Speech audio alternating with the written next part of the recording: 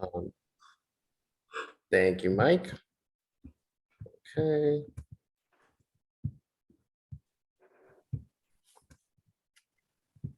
Mimi Fuji Strickler. Steven Schwartzer. Present. Patrick V. Fisher. Here. Julia Hammett. Here. Jack W. Heineman. Here. Donna Keats. Here. Tyler Langdon. Mara Langer. And Hal R. Taylor.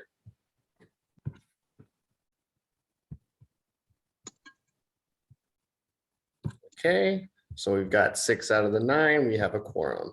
You can go ahead and get us started, Stephen. Great. Thank you, Nick. With that quorum, we'll call this meeting to order. Is that something that I need to have seconded? Or a motion to call to order? No. Okay, awesome. Then with that, we'll move into the agenda. Past A1 into A2 for a public comment. Seeing that it looks like we only have the NAB on here with our presenters. Nick, back me up. Nobody for public comment this time? We have 12 people in as attendees, but no one has raised their hand for a public comment. All right. We'll give that a 3 potato to the team out there watching. If anybody like public comment, please raise your hand at this time.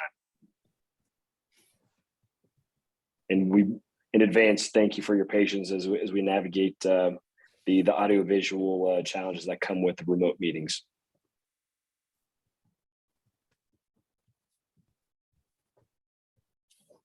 Nick, assuming we don't have any hands raised? No hands raised. I'm not sure if you would be able to tell, but yeah, I don't see any hands raised. Good deal. Yeah, I'm looking where I can, and I'm not seeing on my end, so appreciate you keeping me honest if there's anything that I'm overlooking. All right, then with that, we'll move on to agenda item A3, approval of the agenda. Anybody have a motion to approve the agenda for today? Just before we do that, I did want to note that B1 was actually accidentally added by me, and it's recommended that it be removed from the agenda. They are Noted. not here to present, Nick, or? They're not here to present. It was a misunderstanding on my part, and I added them without understanding which board they were asking to be added to. Nick, just for own awareness, when can we expect them to join our NEP? The presentation on the One Truckee River Management Plan, is that what you're asking about? Yes. I believe their intention was to just do the wards that have boundaries that touch the river. Which is 1, 3, and 5. Correct. And then one other thing to note, as I figure out the finding these minutes, it might be best to move those to the end so that we have time to look at those. A point of order, will we be recording? We are recording. We are recording. Okay, I'm seeing the button as if I could push it and start the recording. I didn't see any notice that we're recording. So from my end, it looks like we're not, but I'm sure you guys can see things I can't see. Well, it's in the upper left-hand corner. It says recording. Okay, And I see it. Thank you. I stand corrected. That's different than. And the other thing is, I was thinking if you can't see hands raised, can they type something into the chat so we know that they're asking a question or something? Yeah, they can yeah, both. and use the also if you click on participants, you can actually see them, and you can click on panelists and attendees, and they can type in the chat, and they can also raise their hand. And I think that most of the hand raising or discussion will be on our next item, B2, but.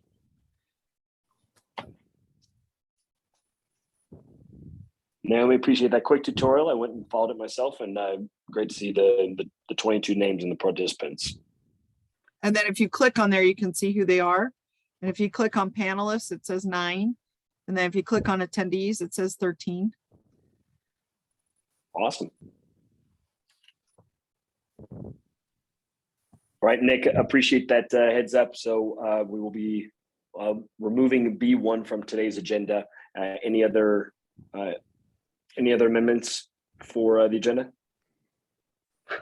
No, but we do need a motion for this one, just. Okay, you bet. Then with that, any motions out there to approve today's agenda with removal B1? This is how I'll move to approve the agenda with that change. Second. I'll second it. Wonderful. All in favor? Aye. Any opposition? Beautiful. Then today's agenda is approved. We'll move on to item number 4, approval of the minutes for possible action from September and October. Nick, anything you want to call our attention to from those minutes? No, I think Julia just made a note that I had accidentally labeled them 2021. I do need to put them in the chat again, so it might be best to move this after the tree ordinance discussion. Copy. Then we'll table A4, circle back to that afterwards, and those are in the chat. Then moving on to A5, our council liaison report. Okay. So with that, Okay, thank you, Stephen. Hi, everyone. Good to see everyone. And great attendance today for today's presentation. There is so much going on in the city, as you all know. I will try to touch on a very few highlights that you might have heard about or that are upcoming. I think I'll start with horses because horses was on our last agenda.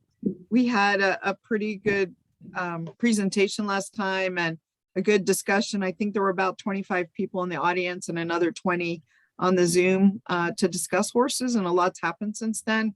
We had a follow-up interagency meeting. The topic has been fencing. And I have to say, I, for one, am incredibly happy to have not only participation from the different agencies such as NDOT finally, but also I've been receiving a tremendous amount of letters that as have the whole council, even phone calls of people that are supporting the fencing initiative. So what it's about is we are trying to expand upon the existing fencing and ensure that we can keep horses off Geiger Grade and off Toll Road. And the Wild Horse Connections come up with a pretty innovative approach to that. The fencing may go all the way down to Rhodes Road. One of the things that surprised me at the meeting was that NDOT seemed very amenable. In fact, it was their idea, which I was surprised, to put in some kind of animal crossing, whether under crossing roads or over crossing roads. And they recommended it, and I was extremely pleased to see it. We've been gathering information on that, expecting to have to do some kind of crossing over South Meadows Parkway if it's extended through the Virginia Range. So they volunteered, and that's good. So the plan is, we had originally thought we might have a follow-up workshop associated with this NAB, but given that the meeting just happened and we're virtual, we want to give a little bit more run-up time and more time to get the word out. So I'm looking at about 3 weeks from now, having just a standalone public workshop on horses. One issue being the fencing, but there are about 6 or 7 other issues. Everything from a Virginia Range corridor that I've been working on to alternative horse watering and feeding sites, better signage, police participation, better lighting in that apparently a number of lights are out in South Meadows and they haven't been reported. They're primarily responsibility of NV Energy to replace the bulbs. So before we talk about any kind of new lighting, what I'm trying to do is get the existing lighting, their bulbs working. There are issues about gates, cutting fences. There are issues about the roundabout on Geiger Grade and about 3 or 4 more issues. So the thing is that we want to have a whole couple hours to talk about those things with everyone in a different kind of setting. It will probably be virtual again. Well, I'm confident it will be. We may be able to do a hybrid meeting. Want to move on to affordable housing. I think everybody knows it's been one of the council's top priorities. We are going to have a whole day devoted to affordable housing in about a month. Let me just get the date here on my calendar. It's actually set for February 22nd. It's an affordable housing workshop. Again, I think you know that this is one of our top priorities is how do we get some reasonable housing that people can afford and also figure out ways to keep people housed that are housed but being priced out. So I encourage everyone if they can to participate or to send comments. I just got a query today from the staff saying, what are some of the things I would like to see or how would I like this workshop to be structured? So we'll be answering that, but I always want to rely on the NAB for your input to help me answer those kind of questions. So feel free. I'm not asking you now, I'm asking you to think about that. I want to give you an update on the Moana pool. On this upcoming Wednesday's council agenda, we are going to be considering and voting on whether to hire a CMAR, which is a construction manager at risk, to take the pool to the next level. Sounds like they've done a 30% design. We've put together the money. I think everyone knows that we initially estimated 18 million. This was years ago. The number's probably quite a bit north of that, 30% increase given the supply chain problems, labor problems. So anyway, but we've been able to put the money together. I was able to get some grant funding. I think you guys know from some private businesses. We got a $9 million grant as well from the Pennington Foundation. We needed to match that, which we were able to do. Plus we found a way to bond for this project. So it is definitely moving forward. So they're going into more detailed design. I know it's something everybody has been looking forward to. So that's out there. Before I go on, I've just covered 3 topics. I have 3 more. So questions for me right now on horses, pools, or affordable housing. And then I'll go on to a few more topics. Yes. Donna, yes? Oh, thank you. I was looking for my hand raised button, but I Well, missed I it. saw your yellow, so I got it. Okay, thank you. Yes, you said we're planning an affordable housing workshop. I was unclear as to who the we is. That's the city council. City council is with the planning it. staff. So is it like a full day council thing? All of the council members will be there? Is that- Yes. And I- other agencies? You And- know what? I will find out, but all it is listed on so far is affordable housing workshop for city council. And I know a couple of our council members don't have the entire day available. It was the only day they could put together where most of us were available the whole day. So a few Okay. people I understand will step out, but it is to discuss with us a lot of staff work that they've been doing at our direction. You know, once we established our strategic plan, Mhm. which again has homelessness and affordable housing at the top of the list. They've been working on behind the scenes to figure out where we go from here now that we have the CARES campus stood up. So that's the setup. Thank you. Any other questions, Hal? Yeah, I'm pulling this out of the air, absolutely out of the air. Okay. I know very little about affordable housing, but I know that there are, and maybe it's already been dealt with, but I do know sometimes we have problems that come up that really need to be, with regard to individuals in these units that sort of need to be done on a quick basis, whether ombudsman or something. I'm just saying we need to keep that in mind because we may have administrative regulations or something that may make that a slow process, but we may, maybe as we're looking at this and seeing who's going to be in these units, we can talk in terms of, okay, if we have an individual problem or the problem with somebody has a dog or whatever, crazy stuff, that we can resolve these smaller crazy things in a relatively quick manner so that they're not tying up the larger system. So just kind of stick it in the back of our minds as to how we deal with individual problems. Good. You have reminded me of something. I just want to refresh you all. Since I've been on council, I've been able to sponsor 4 affordable housing projects, 1 for veterans. It was only supposed to be 3 homes for veterans, and I convinced them to make the entire complex for veterans, which seems to have worked out really well. 1 for seniors down by the Walmart, 1 for what's called market rate. It's called an 80-20 project. So it's by the summit.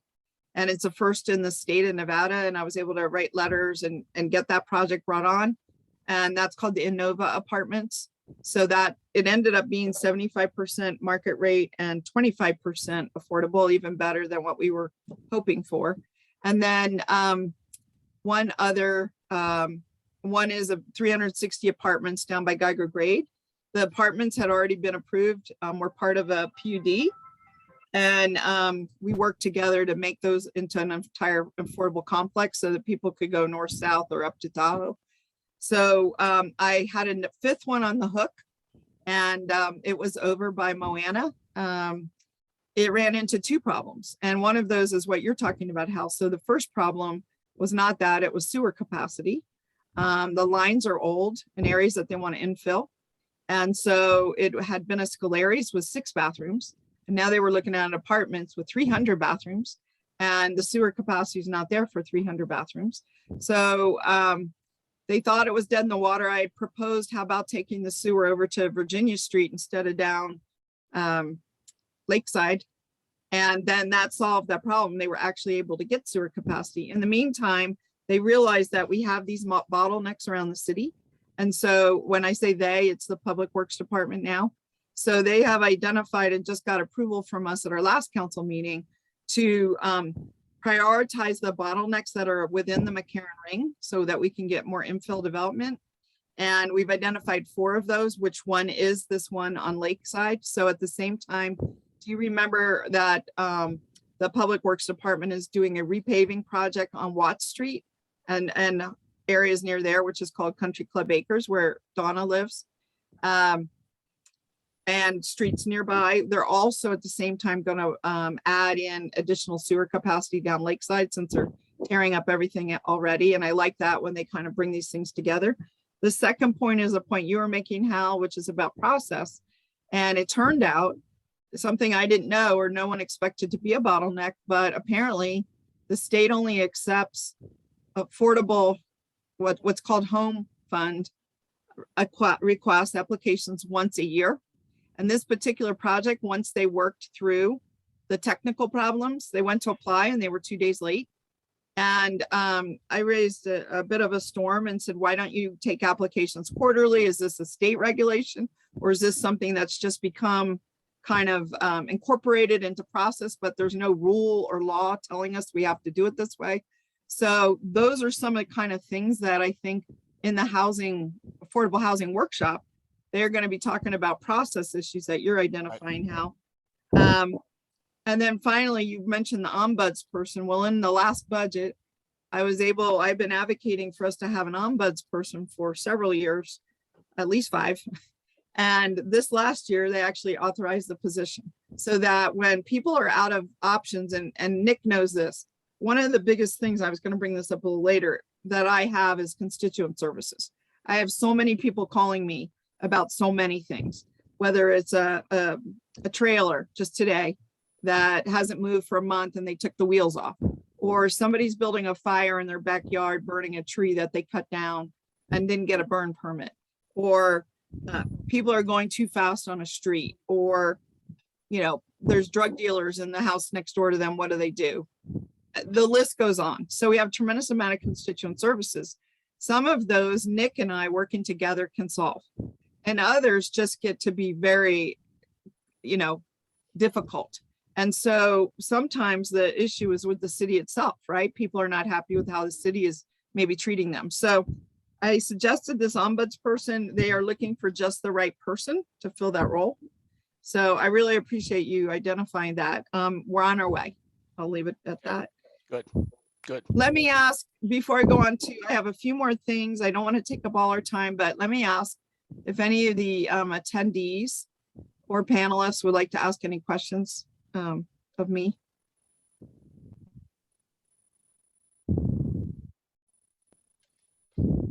And right now we're on affordable housing, pools, horses.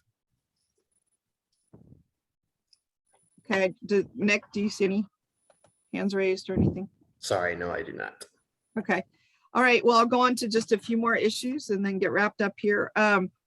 One is I sponsored, some of you may know, there's a project, Jacobs Entertainment, the Neon Line District. Last April, when they first came to council, I requested, we all put our concerns on the table and our requests, all the council. And my primary one was ensuring that the public was involved in remodeling our whole downtown. I mean, this is a 10-block area. It's a pretty big area. A lot of people have interest in it. So I put that out on the table last April as part of doing a development agreement. And I'll just remind you, we didn't have an ability to do a development agreement. We didn't have an ordinance on that. State law allows us to, but the city of Reno did not have one. So I felt like it was important to work with developers. And so one of the things I did was push this idea of a development agreement forward, kind of work with the staff behind the scenes, and then made the motion to approve it. So Jacobs was the first one that came in to do a development agreement. Now, unfortunately, one of the things we probably didn't say in the planning process was, hey, you have to come and talk to the public if you want to do a development agreement. But we're in COVID and it's been very hard to communicate. So no public workshop was happening. So when it came back around in July, I asked for one again. And then in August, I talked to the applicant and reminded them again. And then suddenly we had a development agreement in front of us in October, and there had been no public workshop. And literally, I had been supporting their development for years. They'd made many requests, and this was my only request back to them. So I did not support the motion to move forward with the development agreement. There were a couple other issues as well, dealing with trees, sustainability, electric charging stations that they'd included in the agreement, but they were kind of out of whack with national practice. By the time it came around to the second review of this development agreement, they did agree to a public workshop. I had called them again and said this was very important, and I wanted to see some other changes like the EV protocol for electric vehicle charging. These are apartments. How does that work? Streetscape, they had not done something like Ken Crater and the buildings along Center Street had. We had worked with him for a year and developed a streetscape ordinance, but there isn't one now for this general area. So anyway, the public workshop happened on January 10th. And we have, again, COVID was going, so they had to take out the hybrid aspect and make it all virtual. And 400 people attended this workshop. I didn't know. I knew there was interest. I did not know there was this level of interest. 400 people attending anything, that's not like entertainment, is very unusual, especially participating in their government. So the workshop went longer than it was scheduled for 5:30 to 8, and it went almost to 8:30. A lot of questions asked. The public discussion part was very respectful. The comments in the chat, maybe not so much, but regardless, we've got to hear it all. And I think it was pretty effective in the end. That one of the reasons I wanted to have a public workshop is a lot of the action, just like this NAB reviews applications for tentative maps, PUDs, commercial developments, etc. Small and big, could be a school, could be a coffee shop. A lot of the buildings in downtown will not go through that process. They will only need a building permit. Signs will only need a sign permit. Those kind of permits don't involve a NAB, don't involve a planning commission, don't involve a city council. They're staff issued, so there isn't a public process involved. And so one of the reasons I wanted the workshop is so that the staff could hear what the public had to say, because otherwise they don't have that opportunity, really. And they got, I would say, an earful, a lot to chew on. On a positive note, I mean, there's some people very concerned about what's happening there in terms of tearing down motels and what we call housing of last recourse. You know, nobody would actually choose to live in this environment on a regular basis, but they did. But now it was gone, and there was a lot of questions about how it got gone, where were those people placed, and so on. But I will tell you this. I got calls after from people saying, and I told this to the applicant, that I thought this would definitely be good for them, is to show their cards, talk to people. I got calls from people that have been opposed that said they got a lot out of the workshop and now they were supportive. They thought it was a good use of the downtown. They could see the vision. So, I mean, that is, to me the value of public input and how it can improve things. You know, we need to listen to people. We need to do, you know, as good a job as we can do. So I just wanted to make sure that you all knew about that. I don't know if anyone on this particular NAB got to participate, but 400 residents in Reno, Nevada participated. I don't know if there's any questions on that or comments. Good. I'll go. What was I- that? Oh, Patrick, yes. Did I read that there was some informal commitment to a workforce housing project? Or affordable? There's actually, there is a formal commitment. When we sold a piece of land to Jacobs, we asked them to pull a building permit in 18 months. We want to see construction. We want to see our town grow. And we want to see housing. And we also want to see affordable housing. So the commitment that Jacobs made was to pull a building permit in 18 months, and they're working on now a 63-unit apartment complex rather than a condo complex. And secondly, they committed to make 10% of that. That's six or seven apartments affordable. Maybe I will encourage them to increase that number, as we did with the veterans housing that I told you about earlier, where it was only going to be 2 or 3 units for veterans. We will see how that goes. I will tell you, of interest, I sent over to them a very cutting edge 63-unit apartment complex design, which integrates trees and renewable energy into the design. And I said, while I understand you might not be able to do all of this, could you do some of it? You know, integrate trees into your design. They use geothermal, they use heat pumps. They have a lot of open air patios. They do a lot.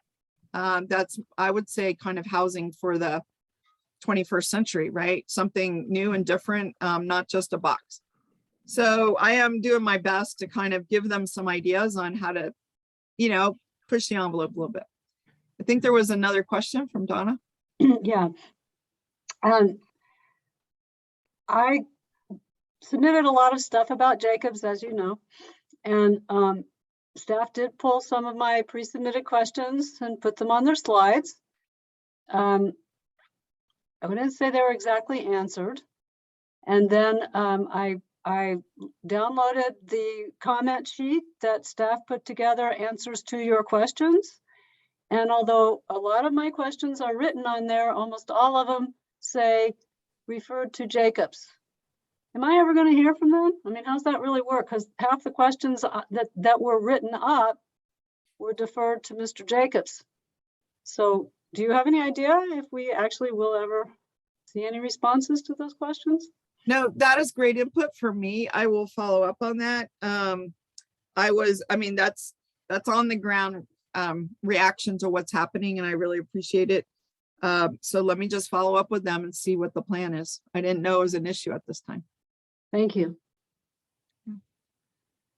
Okay, I'm not seeing any more hands. Is there anyone in the public or the panelists that would like to ask a question on this or anything else? Yeah, we have a question from the attendees. Let me allow Sure. Eileen to talk. What's that? I'm going to promote her so that she can ask her question. Sure, sure.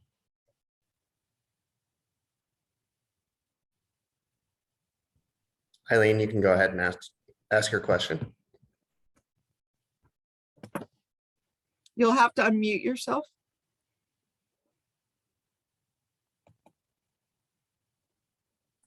All right, can you hear me now? Yes. Okay, so my question regards the recent statement made by Jacobs about attractive land that he previously had planned for parking that he might, quote, make available, unquote, to the city to build some, whatever the definition of affordable housing is. I still have never seen anything concrete as to what that means. And my question is, he made a statement about he wants to see the city have some skin in the game. Isn't it true that the city is giving him some fairly massive tax abatements for his project? And doesn't that constitute skin in the game, A? And B, can he be convinced to donate that land? And I mean, is that something the council is going to try actively to do? So first of all, I can't hear you. we, thank you so much for the question. We learned about this proposal the same way you did in the newspaper.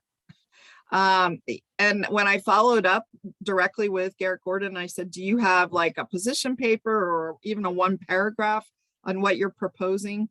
He said, no. I'm sorry, So- Ms. Dewar, you are muted. I'm muted. I can hear Councilmember Dewar. Oh, you cannot hear me, Eileen? So she cannot hear me. Can anyone on the panelists or attendees hear me at this Yeah, I point? can hear you.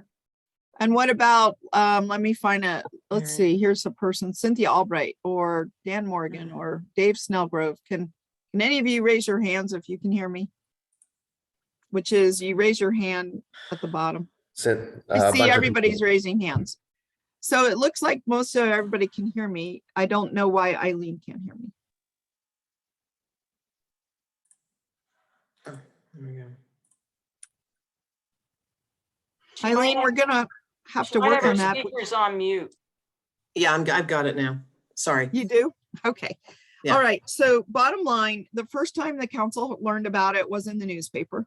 I mean, there Great. might have been one or two others that knew, but for the most part, none of us knew about it. Mhm.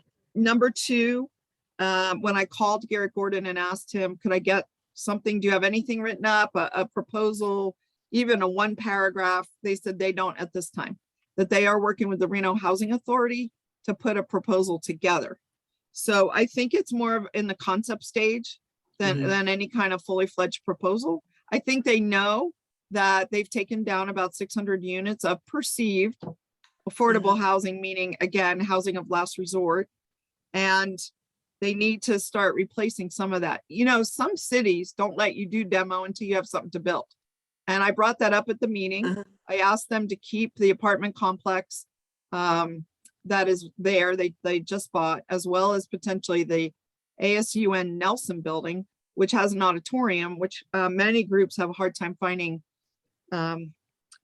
rehearsal space. So one is called the Gibson Apartments. And I said, it seems in fine shape. Can you just keep it up until you need to tear it down? As a different idea. And I'm now writing them on that idea, but I proposed it at the meeting. As far as tax abatements, they had mentioned that they would like to get what's called tax increment financing, but they have yet to propose it. But what they did ask for and get through the development agreement is when you tear down a building, you have 5 years. So when that building was built, the building had to be connected to the sewer system. They paid in a fee into the sewer system. When you tear down the building, they will grandfather you, give you credit for those fees that you paid in. If you don't build something within 5 years, the credit goes away. It's an incentive to build now rather than later. Well, Jacobs is in about 5 years since they bought their parcels and began tearing them down, my understanding. I don't actually know what triggers it. I don't know if it's the purchase, which I think it is, to rehook up the sewer is basically it. So they asked for a 20-year extension. So they already had 5 years. They asked for a 20-year extension. The council said no. What we Okay. did give them was a 5-year extension. So that's where that could be considered a, tax abatement, I would say. It's an extension of a credit. So I hope I've answered your question. We could take more offline. I think there's a couple other questions. Okay. Is that okay, Eileen? Did I That's get fine. there? Thank you. Thank you. Okay, thank you for the questions. Was there anyone else, Nick? I don't see anyone else at this. Okay. Okay, well, we've taken a little bit more time than usual because we have one item today, which is again, something I'm super excited about. I do want to mention in passing that today, you all know that I was involved in the COVID risk meter, developing that. I had argued to put in purple because I said there's always something worse than a red. Well, we went to purple today. It's the most severe. We asked today, why? Is it people getting more sick or what's the problem? Apparently, the COVID risk meter was already topped out for people getting sick for the last month. It was already topped out for disease transmissivity for the last month. What finally tipped this meter over to the purple is that hospital capacity in terms of staffed beds. A lot of the staff at the hospitals are sick.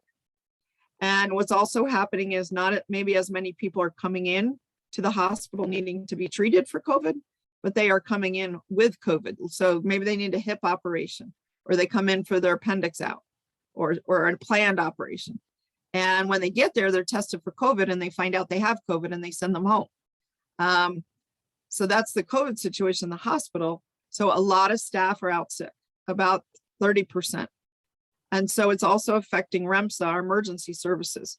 They used to do something this last 2 years where they would take someone to the hospital in an ambulance. And then they call it sitting on the wall, where they sit next to the hospital waiting to be able to unload their patient. And if the emergency room is too full, they will sit there often up to 4 hours with the patient in the ambulance while they take care of the patient so that they can fit the patient in the emergency room.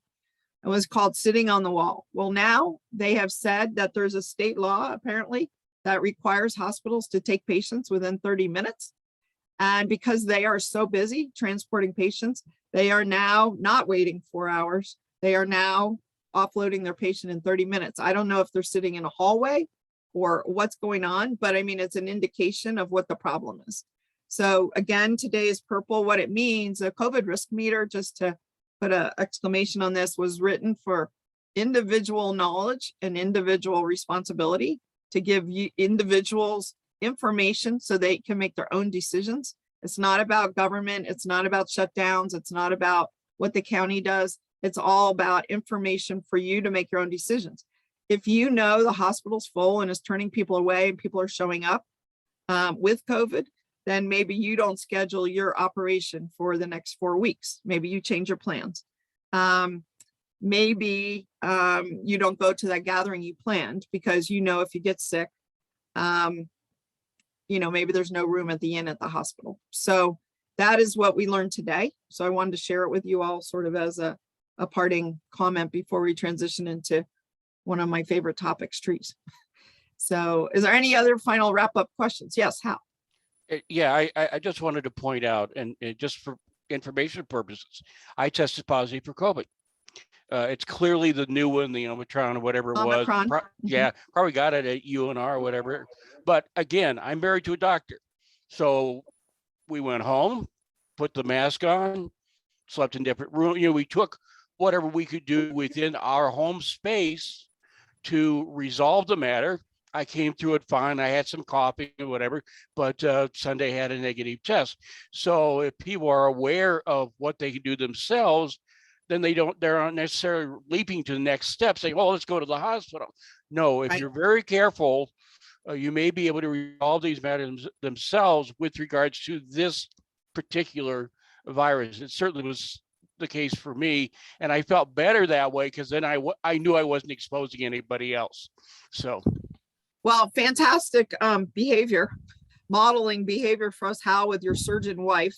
And I'm sure you didn't want to get her sick and then cut into the hospital resources more. Right. So here we are in purple. I'm hoping that it's a flash in the pan that, we kind of get through quickly, but that's kind of where we sit today. So, okay. Well, I am ready to turn this back to you, Nick, and our presentation. Or I know you have a small report for us too, and then our presentation. So with that, I will sign off for now. Just one thing, Jess, I'm not sure if you wanted us to promote you to ask your question, but there was a question in the chat from one of the attendees. Oh, okay. Well, I'm ready. Give her the floor. Jess, if you want to unmute. Hello. Hi, Hi. my name is Jessica Thompson. I'm a local business owner. And I think this harkens back to the Jacobs situation. And I apologize, I haven't reviewed any publicly viewable contracts or anything like that. But I felt that during the public consultation last week, I felt there might have been some confusion as to what Jacobs legal obligations were and commitments. Is it sort of that, and I know that obviously we uphold property rights here in Reno, Nevada, and those fall within certain limitations of what you're allowed to build and whatnot. But to what extent are they obligated to build on a timeline, and to what extent do they have any actual legal obligation to build something in anything in particular? Are there some clear, because I felt that perhaps based on the comments that were coming in and concerns, it's quite obvious the community is very excited they want a wonderful, beautiful, verdant city, and they'd like these guys to get on it ASAP. But what are they obliged to do? Great question. Mhm. So I will tell you, Jess, as a business person myself, Mhm. I do a lot of contracts. And Right. in every contract, there's something for you and something for me, or, it's Yep. an agreement, right? So it's a win-win. People want enter into it voluntarily because they want something out of it. I don't know what kind of business you're in. Is it, but anyway, what Jacobs, I felt personally that this particular agreement, and they know this, was very light on what the city gets in exchange for what they might have got. And then on the other hand, people have said they didn't get that much. They got the extension of the sewer credits. So in terms of performance metrics, to your point, they have to pull a building permit within 18 months. It's a requirement. I don't know what happens if they don't. They have to come back to council. My understanding is I believe it's every year or every 2 years, and tell us about their progress Mhm. and have a full discussion of that. So that's kind of being on the hot seat, so to speak. Mhm. If they have not met their obligations, the city can terminate the agreement to extend those sewer credits. So that's Mhm. kind of the hammer that we have, Mhm. something they want. Mhm. That's about all that of substance. I mean, others would argue, for example, some signs and archways were approved in the agreement. Mhm. Those have been appealed through a lawsuit. And so those are sort of going on a separate path. Mhm. Whether or not it was done properly, whether it's probably a process issue, land ownership issue, and those kind of things. So still to come on that. But there wasn't a lot given, there wasn't a lot got. There was I think a bigger perception of what happened there than what really did happen. And there is not a lot of enforcement mechanisms other than they would tell you Mhm. that if we're not happy with their progress, we can cancel the agreement entirely. That would be the signs, the EV commitment, the sewer extension credits, Mhm. sewer credit extension. Okay, that's great to know. Thank you. So there's Yeah. not a lot of contractual teeth where there was a plan submitted, and if they don't get that going by a certain date, then they can have their, some sort of permits revoked. They I hope really we are do. sort of, yeah. I hope we do a little better personally. It was our Mhm. first outing, right? We never did one before. It was our first outing.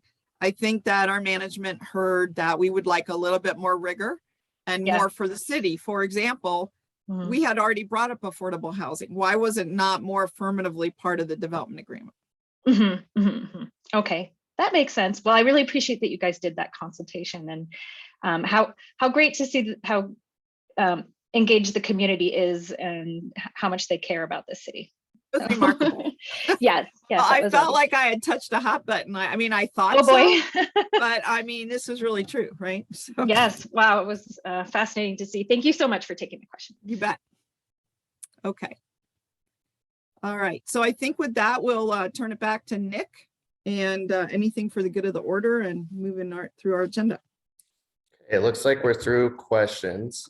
The main two updates that I have, I just wanted to let everyone know that staff's working closely. Naomi, who I think many of you have met, one of the other liaisons, is working. No, Amy. No, Amy. Noemi, sorry. Gets me every time. I apologize. Okay. Noemi is working to revamp the cleanups, and I think those will be a lot more streamlined in the coming months. So as we get a little bit warmer, I think those will be great and a great way to engage the community. And Councilmember Dewar has also purchased some nice City of Reno vests that we will be able to wear as we're helping folks out in the community. The other What they update- are is safety vests. I was very worried that we were all running around without any kind of identifying clothing or safety equipment, so. Absolutely. And you came prepared with some extras last time. Well, I brought vests with me. Yes, I did, but now the city has some. This time the city has some. And the other update I had was, I know we've been talking to everyone about doing NAB training. Unfortunately, that's still in the works, just given the rise of Omicron and some issues with staffing and people being out, those kind of things. It has been a little bit slower to come out. So I apologize for that. But we will keep on it, and I will provide any updates with that as I hear about them. And I think that's about it for my report, if we want to move on to the next item. Awesome. Thank you very much, Nick, and thank you, Naomi. Great information around the horn. With that, moving on to business items, as we mentioned before, B1 has been removed from the agenda. So moving on to B2, our one and only item, the tree protection ordinance information item only update. With that, I'm assuming that I'm gonna go ahead. City of Reno. I'm gonna go ahead and promote the panelists for that. Who is Thank you, presenting this, Nick? I don't see Kelly. They don't are see in the Jamie. attendees, so they're about to be promoted to panelists. Oh, I see. Yeah. Okay.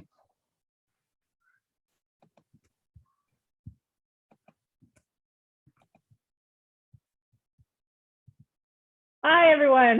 Sorry, there's a bit of a dead period when you get transferred over from being an attendee to a panelist. So hopefully everyone can hear me and see me, and I'm going to go ahead and share my screen. And before I do that, I just would like to introduce myself as well. I'm Kelly Mullen, Principal Planner with the City of Reno.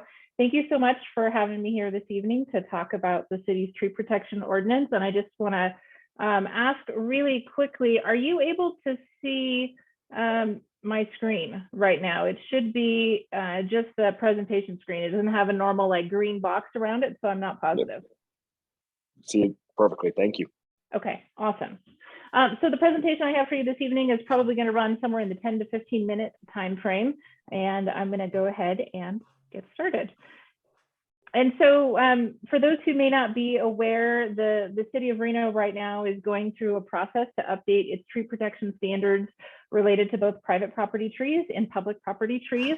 And this evening, what we'll talk about is, kind of an overall set of goals and reasons for why we're doing the project itself, talk about some of the key changes that you will see in the proposed draft, talk about the timeline of the overall project, and then of course get into the opportunities for involvement from the community. And then we will send it over to you so you can ask questions and provide input. And I would like to point out, we have a short web address on the screen, reno.gov/trees. That's where you can find out more information about the project itself. You can see the draft language, you can subscribe to updates, you can submit digital comments, and see the list of all of those input opportunities.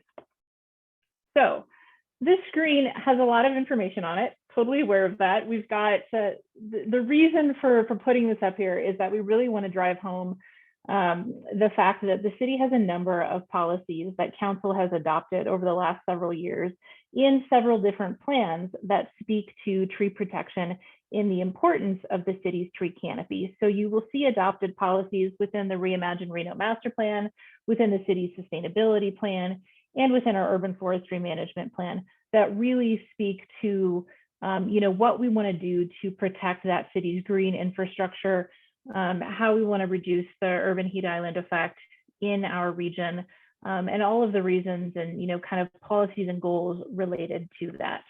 And so with the tree protection ordinance, we're looking in part to implement those goals, to actually put standards in place to move the needle on achieving those. And then there's also, some issues that we've noticed just in the implementation of our existing codes of, things that we would like to address as well. So we'll get to those in just a second. But just to provide folks with an overview of what the city's tree protection standards are right now, I think most folks are probably aware that when new development goes in, they are required to put in landscaping. Now, what that landscaping looks like will depend in part on what the use is that's being proposed. But generally speaking, you're going to see requirements related to things like how many trees to put in, where to place them on the property, what the soil requirements are, irrigation requirements, size of vegetation that needs to be installed, that kind of thing. For certain types of permits, we also require an inventory be provided for existing trees on site. And then in our current code, we have a requirement that anytime someone is proposing to remove trees located in the front yard or trees in the right of way, street trees, that mitigation is required to help to reduce that impact of that removal of the tree. Of course, landscaping that's required to be installed needs to be maintained. And if it's not maintained, there are potential impacts to that. And then of course, public trees right now, they are what I would say more heavily protected. In our current system, permits are needed if you'd like to remove public trees or for certain maintenance activities. And then if they are removed, a replacement is required or potentially paying an in lieu fee to the city. So what are some of the issues that we have seen with our current code? What problems are we trying to address with the tree protection ordinance? Some of the things that we have seen that I think are worthy of note because they lead to some of the code language that you will see in the draft is an issue with landscaping that is required that's actually being removed or being damaged outside of the permit process. So, one of the things that comes to mind is topping trees. We've seen that in several different commercial centers. That's an example of a concern that we're trying to address as part of this process. Other issues, landscaping that is approved for installation, approved as part of a project, but not actually getting installed according to the plans or not getting installed according to, accepted standards. And the issue with that is that it can reduce the likelihood of that tree actually being able to survive and thrive in the long term. One of the other items, it kind of goes back to what we talked about with in our current code. Our tree protection standards right now only apply to trees that are in the front yard and only applies to street trees and only applies during construction activities. They don't kick in for any other activities. One of the things that we have heard from the community and from the folks who are, implementing and administering the codes, as well as, trying to go through the permit process, is when there's uncertainty or kind of gray area of when those tree protection standards actually kick in, at what threshold that they apply. And then also uncertainty in terms of how public trees are valued, how they're assessed, who has maintenance responsibility for public trees, and then penalties as well when those kick in. And then of course, just like many other jurisdictions across the United States, the city has limited resources for implementation and enforcement. So that's something that we're looking at as part of this process as well. So with all of that in mind, all of the issues that have been identified, things that we're trying to get at as part of this process, with all of the adopted codes and policies related to the tree canopy that the city is looking to make progress on, we came up with a draft language, set of draft language for the Reno Urban Forestry Commission to review. And we sat down with them for a series of 6 workshops that happened between September and December, got a ton of input and direction from the Urban Forestry Commission. What you will see on that reno.gov/trees website, that draft language, that reflects that direction that was received from the Urban Forestry Commission. And you will see changes in 2 major chapters and titles of the Reno Municipal Code. The first is chapter 8.32. That is where you will see all standards related to public trees themselves, how they are governed. Also, you'll see codes related to private trees that are deemed to be a nuisance. Generally speaking, the changes in chapter 8.32 are related to trying to clarify standards, clarify responsibilities. You will see new sections related to appraising trees and financial assurances that have to be provided under certain circumstances, as well as some enhancements to existing standards. Now, Title 18 is where the bulk of the changes related to private trees will live. Title 18 is also known as our zoning code or annexation and land development code. That is where you will see standards related to developing a piece of property. Also where you will see landscaping requirements. And in Title 18 is where you'll see that expansion of the standards related to tree protection on private property. There's also a number of clarifications you'll see in the code and attempts to streamline existing procedures. So right now we're going to go through some of the specifics of the key changes both in Chapter 8.32 and Title 18. What you see on the screen right now are those related to 8.32. Again, that is the chapter that governs public trees. There you'll see an enhanced purpose statement. You'll see additional definitions intended to help clarify the language that you'll find in that code. There's also a new option that I think is pretty exciting and hopefully something that the community will embrace and volunteer for. Right now, our current code allows for the designation of certain public trees to be considered a landmark tree. And with this revision, you will see a new option that would allow for a private property owner to apply to have a tree on their property designated as a landmark tree as well. So I think that's an exciting new addition, and it's something where we're going to be working to create incentives for that to happen as well. Also in this chapter, you will see clarifications related to maintenance responsibilities to make it a little bit more clear for property owners who do have property that is adjacent to a street tree, to a tree in the right of way, in the parkway, what their responsibilities are versus those responsibilities of, say, a homeowners association or the urban forester.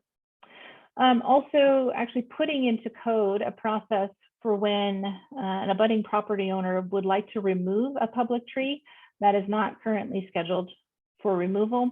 And then you'll also see that new section when it comes to appraising public trees, as well as a new method of potentially appraising trees with what we're calling the simplified appraisal method that allows for, I think, a much more streamlined process.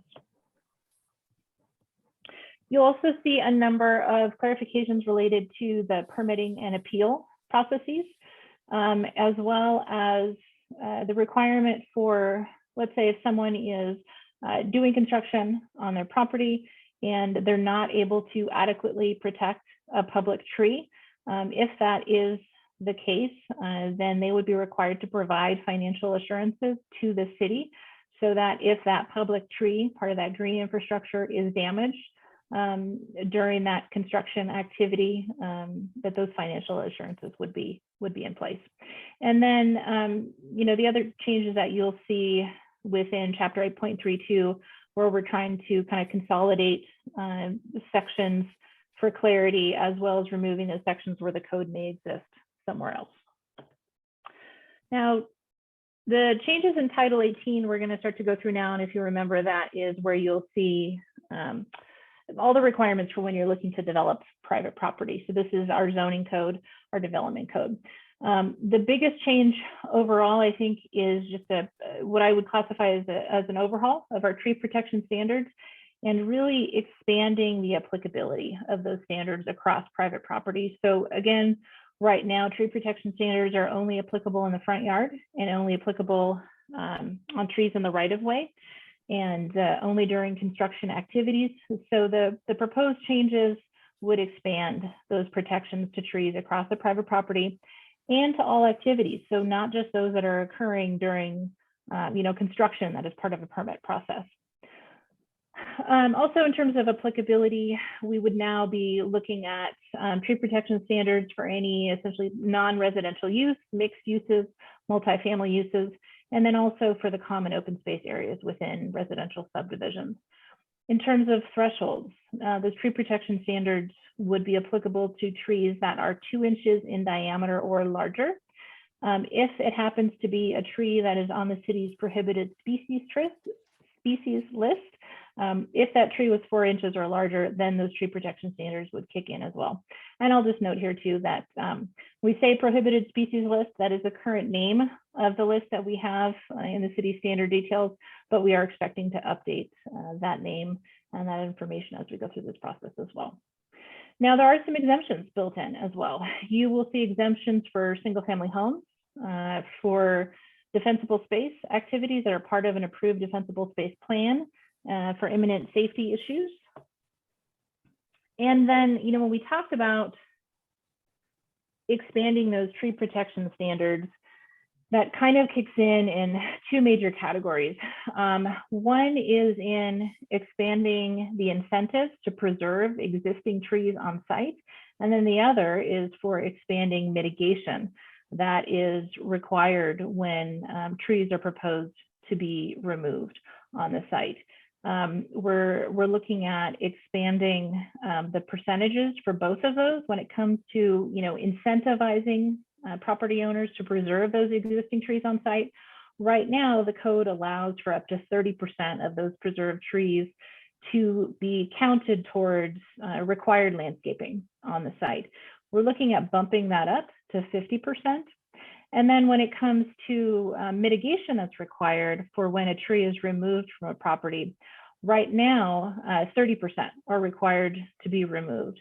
And what you'll see in that current draft is bumping that up to 100% replacement required in terms of caliper inches. That would be the diameter of the tree. However, I think one of the allowances there, if that tree that's being removed is one that's on that prohibited species list, then the replacement requirement drops down to 50%. But also some new alternatives that you'll see in that proposed code that are not currently existing in our adopted code. If a property owner is unable to replant replacement trees actually on that property itself, there's a couple of other options that would be available for them as well. One is to plant those replacement trees on public property, of course, in accordance with the requirements of the urban forester. Or another alternative would be to pay an in lieu fee to the Relief Reno Fund, and that would be based on the appraised value of the tree. Also, you'll see in Title 18 some new procedures. One of the biggest one is the introduction of a new type of permit called a landscape permit. And that would be required essentially if there's any activities that are being proposed that may impact a protected tree or required landscaping.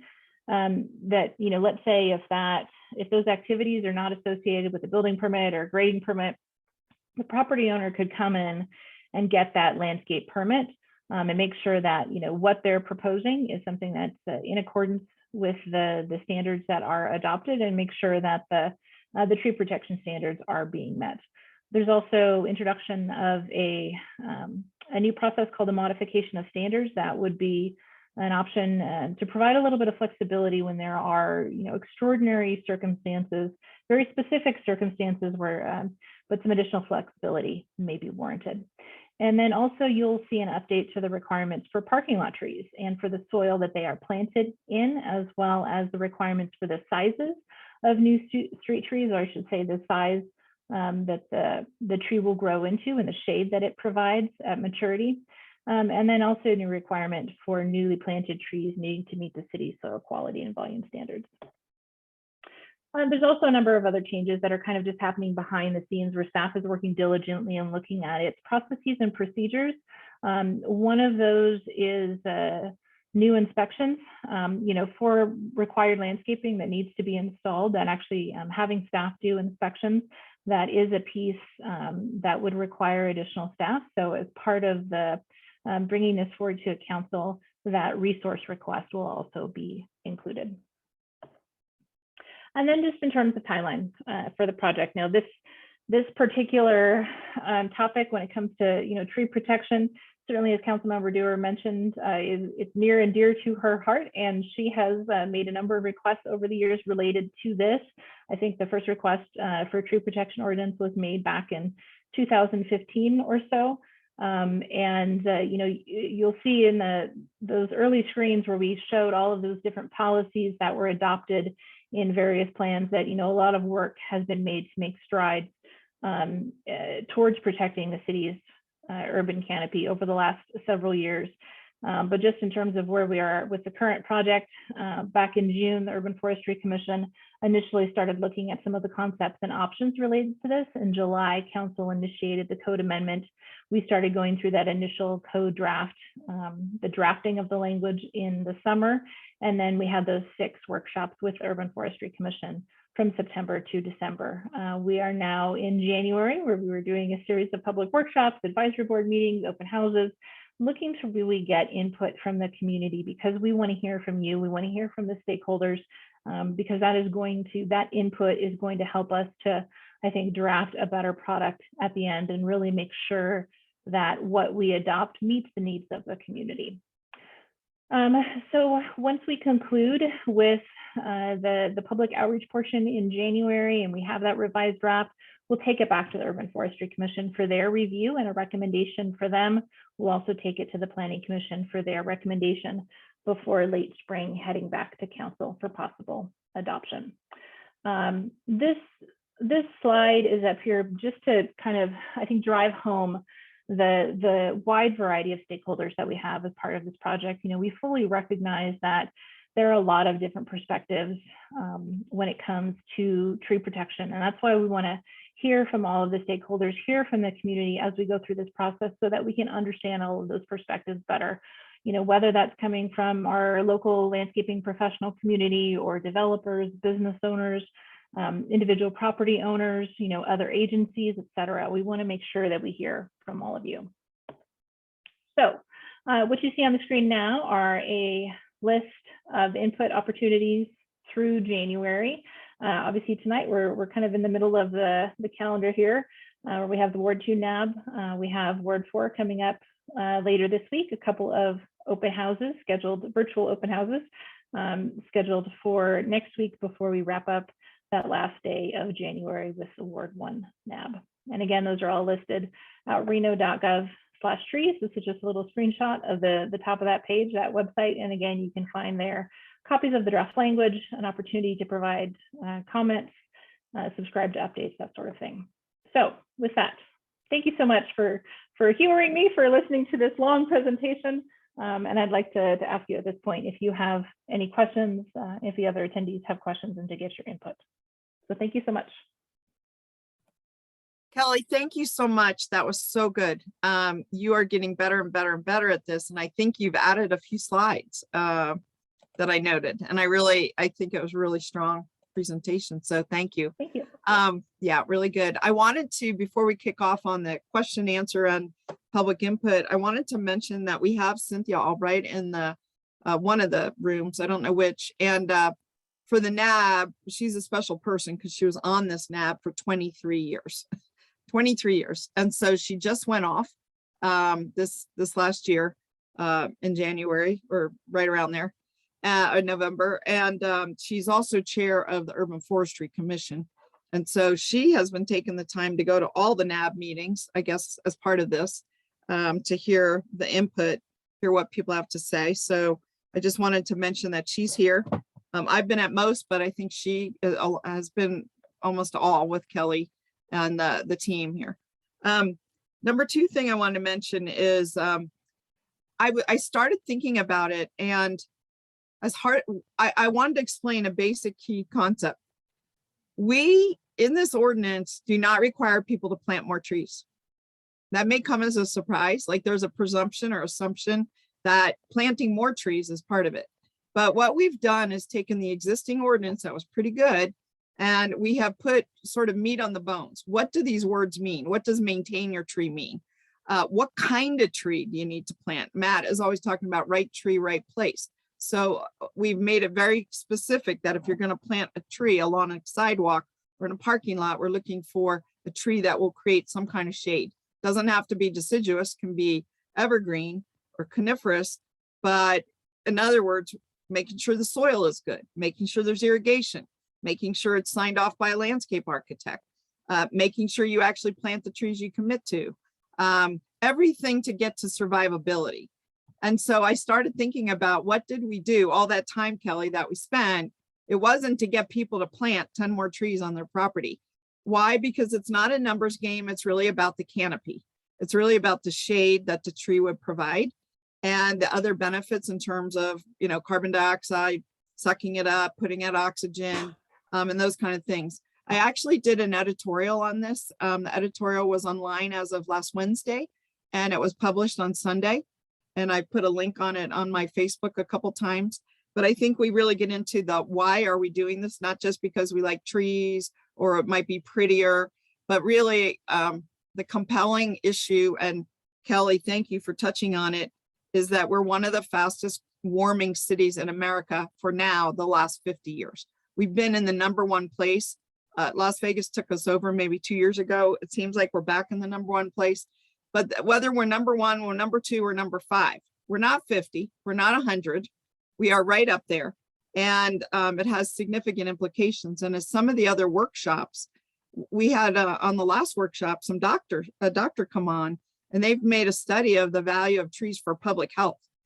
This is from the Nevada Medical Association, and they are committed to this tree ordinance apparently. And I just wanted to explain though, some of the other things I think that the group was really smart on is that they want the bigger mature trees to stay because they provide more environmental benefits than a brand new 2-inch tree. And so they're trying to give incentives in this ordinance that didn't exist before to keep the tree planted and keep it growing and keep it healthy. So I just wanted to throw that stuff out as the front end of this before we go into Q&A, because I don't want people to think that we're asking for 2 times more trees or 5 times more trees or even 2 more trees. One thing Kelly did mention, I wanted to clarify, when she says front yard, it's front of building. In other words, if you have a commercial or a building or an apartment complex, they were really only looking at the street side of the complex. Now we're looking at all 4 sides, right? I think that's what you mean, Kelly, by front yard. It's not necessarily individual people's front yard. I may have that wrong, and that's a question for Matt, but I will say this, some of the commentary I've heard already, people have said, first they've said in the beginning, why are you only looking at commercial? And the Urban Forestry Commission expanded it to include multifamily, residential, PUDs, all kinds of things. Now I'm hearing, I just talked to a consultant for the development community, and they said, why are you looking at private homes? Like individual, like imagine a house in Old Southwest or where anybody's private home. Well, many of those private homes are in HOAs, and they are included in the ordinance, but some private homes like mine are not in an HOA. And I asked them, what would you have us do? So as we have the conversation tonight, I'm hoping to hear some input on some of those kind of things. Did we go in the right direction? Should we be doing more? Are we doing too much? Should we pull back? You know, how are schools, public works, roads, RTC, do they have to follow these rules? Some of those kind of things I'm interested to learn too. So back to you, Kelly and Nick, if you want to run sort of the public input part. So thanks for letting me make some comments here.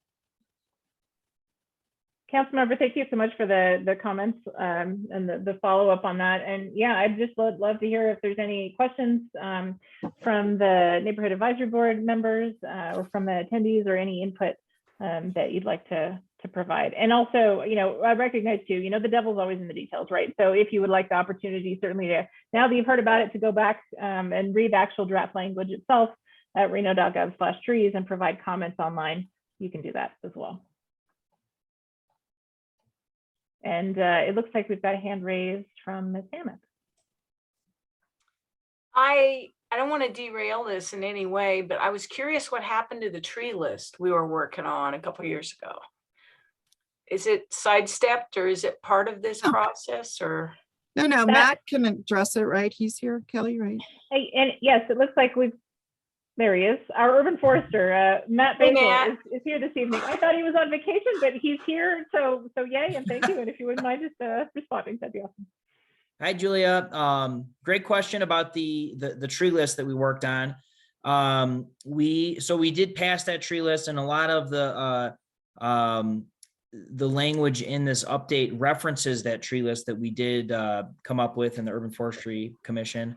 I spent some time this morning working with Cynthia Albright on modifying that kind of to update it for our new code update. And it's on our agenda for the Urban Forestry Commission tomorrow to approve some of the updates, such as basically modifying what is a prohibited tree, you know, what some of the preservation requirements are for the prohibited trees, and also updating what some of the trees that are not prohibited, changing some of the language, like you know, non-preferred, you kind of just massaging it so that it fits our proposed code update.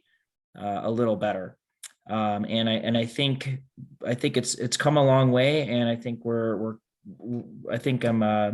I feel pretty good about where that tree list is now. I'd be happy to share that with you. Or if you'd like to join our Urban Forestry Commission tomorrow, love to hear if you have any opinions on that. Cynthia mentions we're down to just 2 non-acceptable trees species. That's correct. And I see a question from Eileen in the chat here. Which are the trees that are not acceptable? So we did have a list of, I want to say 14 species that were considered prohibited trees. So we modified that. So now there's only 2 trees that are prohibited, which is tamarisk, also known as salt cedar, which is an invasive plant especially in our waterways and wetlands and things. So that's an invasive noxious weed as identified by the Nevada Department of Agriculture. So that's one of the prohibited species. And the other one is tree of heaven, Ailanthus altissima, which is a very invasive, fast growing tree.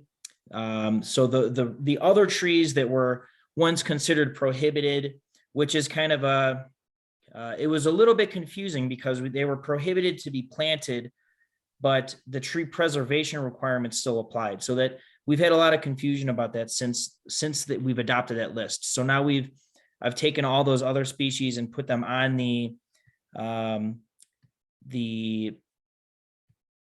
acceptable. preferred. Yeah, basically like less. We actually Cynthia Albright and I kind of agreed that instead of having multiple different levels of preference, we just added them to the acceptable species list. But on that list, there's multiple different columns about where different trees are appropriate. And most of those trees that were formerly considered prohibited are acceptable in certain situations. So for example, silver maple, which was on the prohibited species list, a lot of people are pretty fond of that tree, and it's a pretty common tree in Reno. That tree is basically I added a column noting that it's appropriate for places like a park setting, a large irrigated area.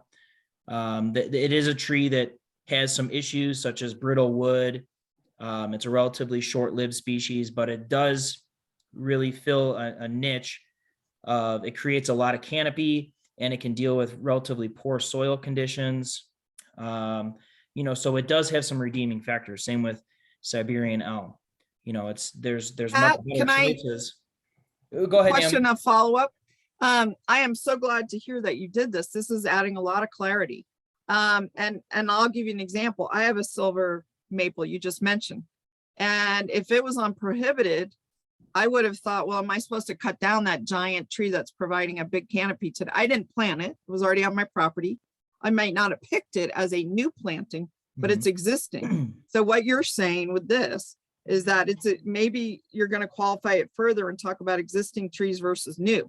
I would not plant one today, but I'm certainly not going to cut down this magnificent tree that's actually shading my new beehives, which want shade. And it's, there's a bunch of brambles around it, and it's kind of perfect. Like, I can't even imagine taking it down, but I imagine some people would have seen that list and said, well, this silver maple is prohibited, let's cut it down. And it's a Exactly, and that's 50 or in a lot of 60-year-old tree. Exactly. And then there's been situations where people who wanted to remove, an elm or a maple or whatever, they'll use that prohibited species list basically as a justification for them that they should be able to remove the tree, even though it's, perhaps a parkway tree or basically, a tree that really contributes to the community.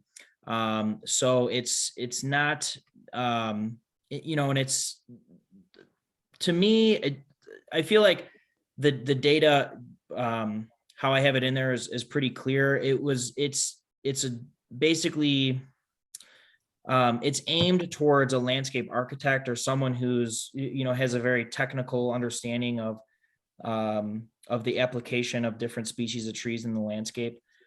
But, I think to most lay people, it can be very confusing. So, so that's really what we're focusing on, is trying to make it a little bit more clear for everyone to understand.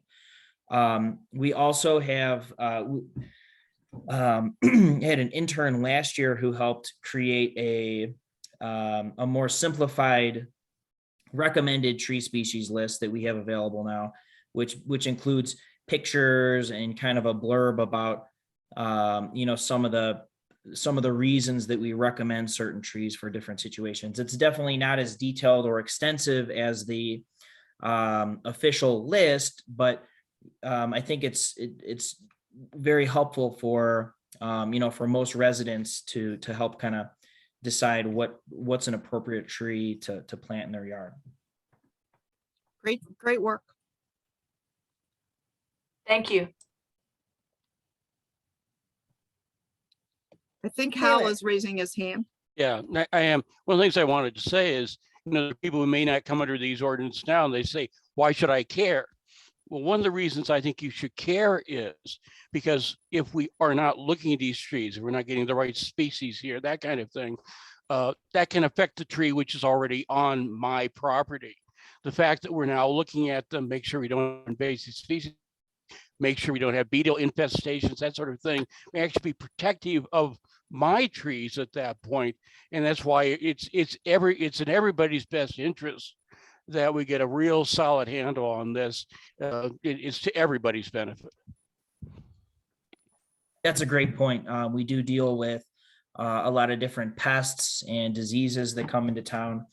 And, a lot of times where we have an overabundance of certain trees that are susceptible to those pests and diseases, that it allows that pest population to really explode. So that's part of the reason that, we do go into so much detail with the species list, and also, requiring a certain amount of diversity of the trees that are planted with a given development, so that they're not completely susceptible to any given pest. So like if they planted, one development might plant a ton of ash trees, and then, recently we had this western ash bark beetle show up, which can decimate the entire population of those trees. So by having a diverse palette of species, like in Midtown where we planted 17 different species on Virginia Street there, if any one of those species, if there's a disease or pest that comes in and affects any one of those given species, you're only going to lose,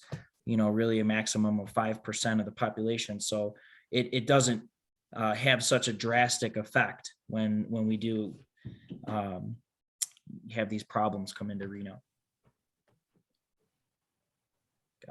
Donna, do you want to, I see you have your hand raised. Oh, thank you. Matt, I wish I knew you in person. You seem like a really interesting man. That's a great presentation. Kelly, your presentation, would really appreciate that a lot. I did a great job. I have questions on a couple of fronts.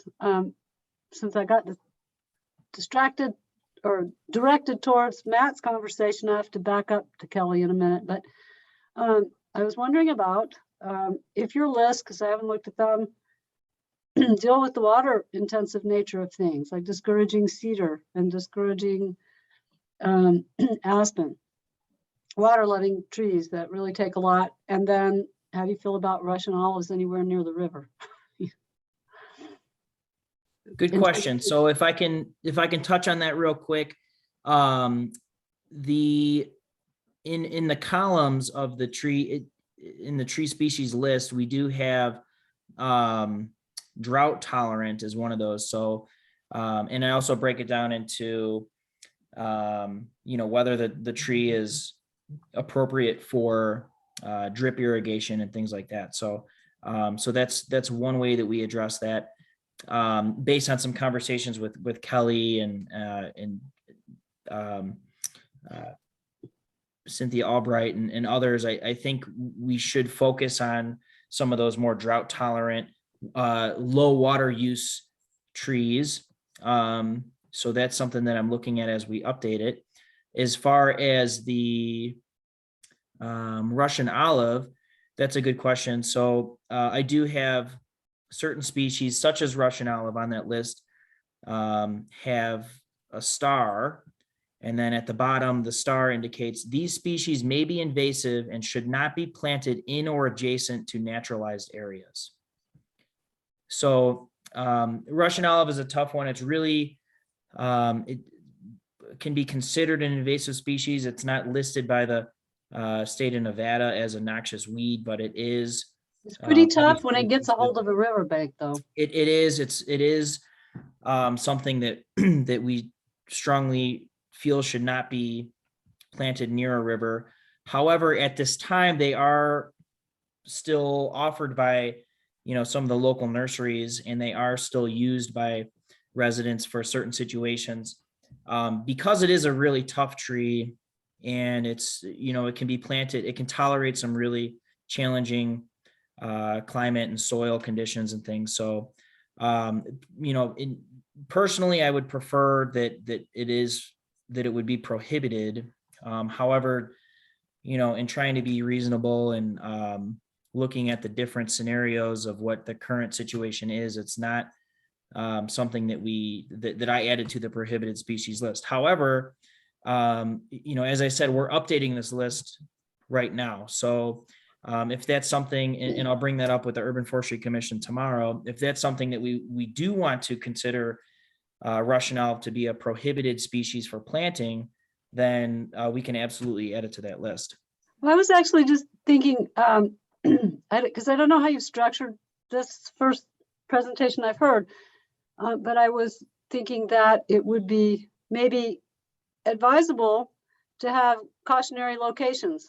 Like, I think I like Russian olives myself, and they're hard to kill. And so, we like them for that reason.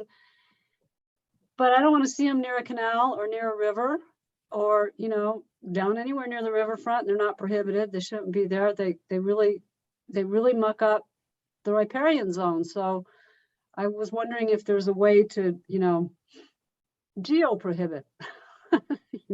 Sure. I mean, I'll just jump in. I mean, we have done things like you can't plant, you can't do X within 300 feet of the river. I mean, we could easily do something like that. I think, Matt, just something to put in the parking lot. I would like to suggest that those things for protection of riparian zones, there's a couple things that, and everyone loves aspens, but they need a ton of water.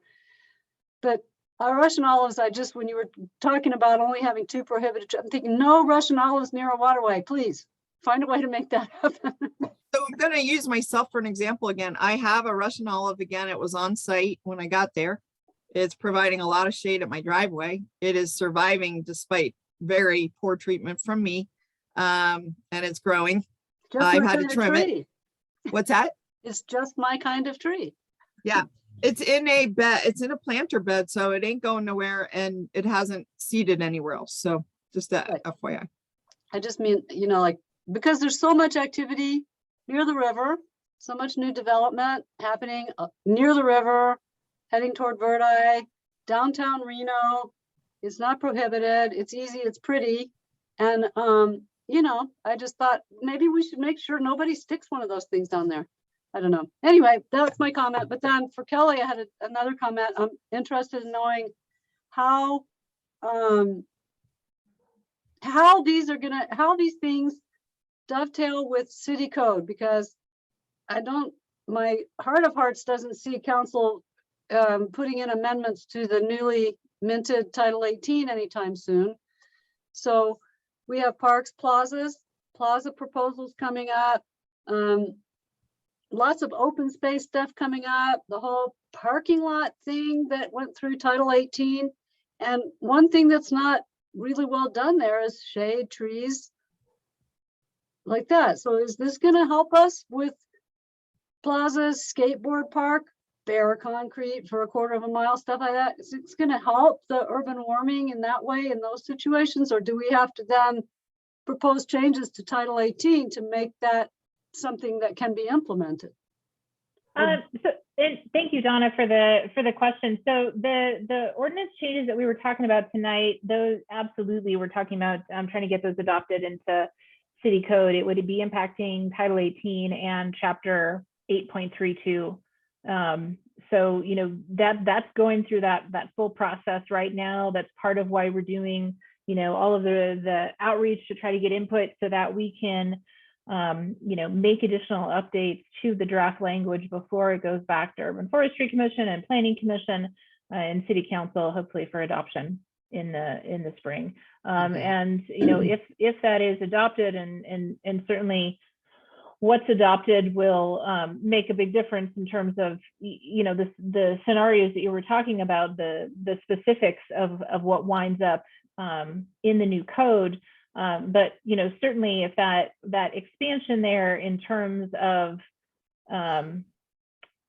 protecting existing trees, I think that in the long run, yes, that will absolutely make a difference across the city. And it's, the council has already prioritized a number of code amendments that they want to see in the hopper. So, even though we adopted the new zoning code just a little over a year ago now, we fully expect a series of amendments to be making their way through the process. Thank you. I have a follow-up on that. An example could be, we were talking about Jacobs earlier, and just like we have a very specific streetscape ordinance that's separate from this tree ordinance, it's about a place and it's about the pavers, the style of trees, setbacks, width of sidewalks. Do you see us potentially doing a streetscape ordinance like for a special case like Jacobs, separate and apart? Or are we supposed to try to address that right now in this whole ordinance? Hey, Councilmember, was that question for me? I was Okay. wondering what your take was, Yes, the streetscape, the downtown streetscape standards, that is a document that is apart from the adopted municipal code. But I believe we do have, references to it in the code. What we have talked about during this process, though, is also looking at the city standard details, because we've talked about, moving some of what you see in the code now out of the code language and into the standard details. And, the Public Works team, they're going through, an overhaul and complete update of the Public Works design manual too, which is, that accompaniment for the standard details. So there's some parallel processes that are going on right now. would the tree list be in these standard details or would Yes. be incorporated into the ordinance? It would be in the standard details. But it would take effect immediately with this, like it would be a companion piece, but sitting in a different, so we would have Title 8, Title 18 and the standard details that we could present when it gets adopted, or do the standard details not have to be approved by council maybe? So that's a good question. In terms of the standard details for the tree list, I will defer to Matt in terms of the process he's envisioning for that. Sure. So first part of that question, the tree list as it exists now is in the standard details. So Public Works basically converted that into CAD and included that in the Public Works standard details. Once we're done updating it through Urban Forestry Commission, I'll work with Khalil and Public Works to update, make sure that the updated version is what's included in the Public Works design manual and is available publicly. Seems like that should be in parallel. Yeah, Yes, and then together. correct. That's it. Okay. And then we were just talking about streetscape and you worked on that. I worked on that. Many Yes. 20 people and developers worked on that. Maybe it's just expanding the area that it covers. That it might be as simple as that, or it could be more finely tuned for the Jacobs area. I don't know. But that is a different, it's not in ordinance, right? It's a different kind of ordinance. Is that right, Kelly or Matt? I'm just not sure.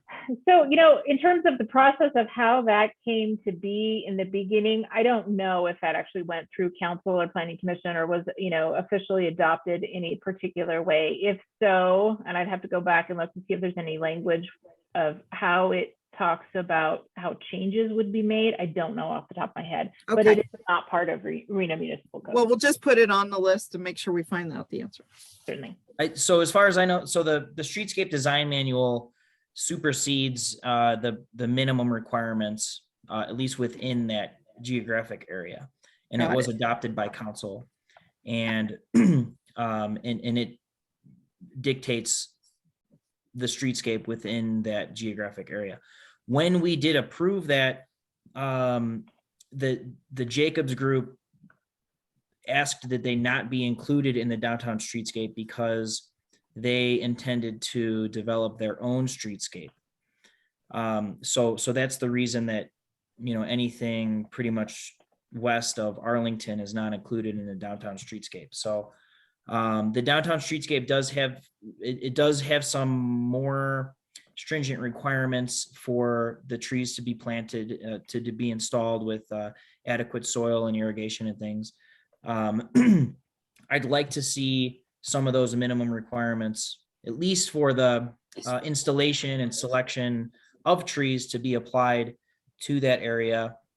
Currently, the tree requirements are based on the zoning of within that district, and it would kind of, it's definitely a much lower standard of what's required. What is our tree ordinance versus the streetscape? Correct. So it defers to the landscape requirements in Title 18, which are it's a much lower standard of. Okay, well, they made a commitment to do it. So, we will try to not burden Kelly with it. Maybe we'll work on it offline, and when it's ready for consideration, maybe it's just an expansion of a geographic area. We could, maybe just get that adopted, but we'll talk about it. Okay. Sure. You mean, Naomi, are you saying Jacobs made a commitment to do their own streetscape? Is that what you just said? Things. One, I asked them during the development agreement discussion to adopt the streetscape ordinance that we already did in Right. downtown. And they wouldn't. And they said yes, with a few exceptions to be discussed. And I said, okay, well, let's discuss them. Time to go. Thank you. So perhaps they could, at least adopt the streetscape standards for, Right. at least for the tree planting Right. within their district, and then maybe look at other aspects such as, art and pedestrian amenities and surface treatments and street lights and things, that could be developed separately. Well, the I reason think I brought it options up, for I that- don't want to take too much time, but the art, the pedestrian amenities were all included in this agreement. And so they were supposed to receive credit for those that they already did. And that's why I brought up the streetscape, because we know that the sidewalk, the art, et cetera, all went as was a package in the streetscape ordinance. So anyway, I think we should move on to Okay. other questions about the ordinance. And Matt, thank you for clarifying that that document was adopted by council. All right. Are there any other questions from the Neighborhood Advisory Board members? I'm not seeing any hands raised there. And Chair, would it be okay if we open it up at this point then to the attendees of the meeting to see if they've got questions and comments? Please. Nick, are you seeing any hands raised? Yeah, Marlene's got her hand raised. Let me allow her to talk.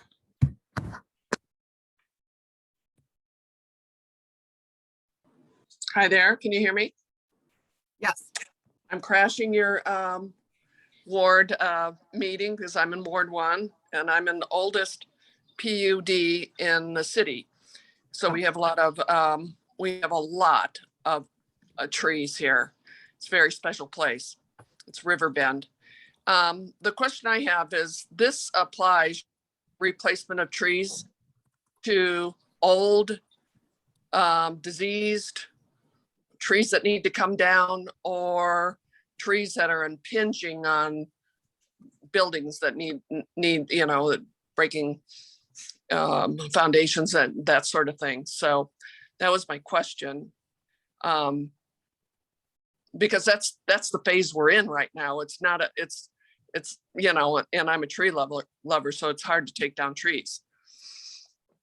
So I guess the question is, would we be required to replace a mature tree that is, lived its useful life? Marlene, thank you for the question. I'll go ahead and take a stab at answering first, and then I'll ask if Matt would like to add anything onto that. One of the things that we do have in the that you'll see in that existing draft from the Urban Forestry Commission is a section on exemptions, and there are some exemptions in there for when there are trees that are, say, a safety threat or presenting some sort of imminent danger or are designated as a nuisance because of, you know, infestation or potential danger to other properties or to the right of way. There's also exemptions in there for, you know, removing, especially related to defensible space. So I think if the trees fell into any of those categories, they would be, you know, a good candidate for being considered to be exempted from the tree protection and replacement requirements. But I'm going to ask if Matt has anything else that he would like to add to that response. Sure. Thank you, Kelly. And thank you, Marlene, for the question. And I think it's important to note that in the current draft it doesn't, or I'm sorry, the single family residences are exempt from the ordinance. You know, just to make that clear. So in those kind of situations that, you know, that wouldn't be, you know, it wouldn't be required to replace them as proposed. That said, once a tree is removed on a commercial or a property that is included under the code, it would be required to be replaced, you know, as I read it.